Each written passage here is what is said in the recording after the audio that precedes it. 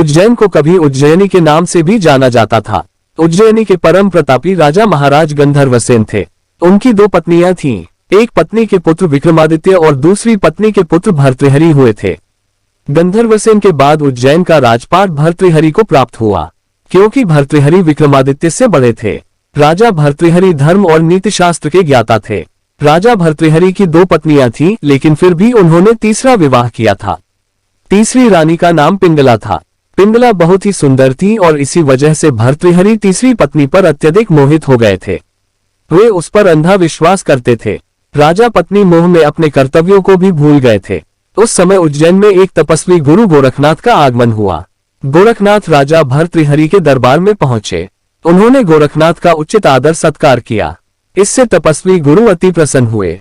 प्रसन्न होकर गोरखनाथ ने राजा को एक फल दिया और कहा कि यह खाने से वह सदैव जवान बने रहेंगे, कभी बुढ़ापा नहीं आएगा, सदैव सुंदरता बनी रहेगी। ये चमत्कारी फल देकर गोरखनाथ वहां से चले गए। राजा ने फल लेकर सोचा कि उन्हें जवानी और सुंदरता की क्या आवश्यकता है। चूंकि राजा अपनी तीसरी पत्नी पर अत्यधिक मोहित थे, अतः उन्होंने सोचा कि यदि यह फल पिंगला खा लेगी तो वह सदैव सुंदर और जवान बनी रहेगी। ये सोचकर राजा ने पिंगला को वह फल दे दिया। लेकिन एक सत्य ये भी था कि रानी पिंगला भर्तृहरि पर नहीं बल्कि उसके राज्य के साइस पर मोहित थी। ये बात राजा नहीं जानते थे।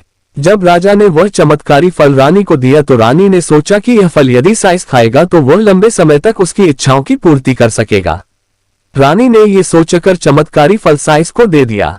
वह साइस एक वैश्या से प्रेम करता था और इसलिए उसने वह चमत्कारी फल उसे दे दिया, ताकि वैश्या सदैव जवान और सुंदर बनी रहे।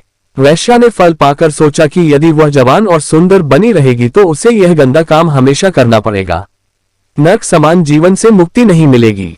इस फल की सबसे ज्यादा जरूरत हमारे राजा को है। राजा हमेशा जवान रहेगा तो लंबे समय तक प्रजा को सभी सुख सुविधाएं देता रहेगा। ये सोचकर उसने चमत्कारी फल राजा को दे दिया। राजा वह फल देखकर हतप्रभ रह गए। राजा ने वैश्या से पूछा कि यह फल उसे कहां से प्राप्त हुआ। वैश्या ने बताया कि यह फल उसे साइस ने दिया है। भर्तृहरि ने तुरंत साइस को बुलवा लिया। सख्ती से पूछने पर साइस ने बताया कि यह फल उसे रानी पिंगला ने दिया है। जब भर्तृहरि को पूरी सच्चाई मालूम हुई तो वह समझ गया कि पिंगला उसे धोखा दे रही है।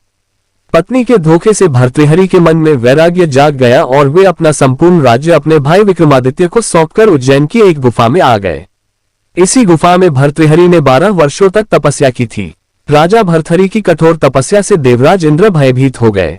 इंद्र ने सोचा कि भर्तृहरि वरदान पाकर स्वर्ग पर आक्रमण करेंगे। ये सोचकर इंद्र ने भर्तृहरि पर एक विशाल पत्थर गिरा दिया। तपस्या में बैठे भर्तृहरि ने उस पत्थर को एक हाथ से रोक लिया और तपस्या में बैठे रहे। इसी प्रकार कई वर्षों तक तपस्या करने से उस पत्थर पर भर्तृहरि के पंजे का निशान बन गया। ये निशान आज भी भर्तृहरि की गुफा में राजा की प्रतिमा के ऊपर वाले पत्थर पर दिखाई देता है। ये पंजे का निशान काफी बड़ा है, जिसे देखकर सहज ही अंदाजा लगाया जा सकता है कि राजा भर्तृहरि की कद काठी कितनी विशालकाय रही होगी।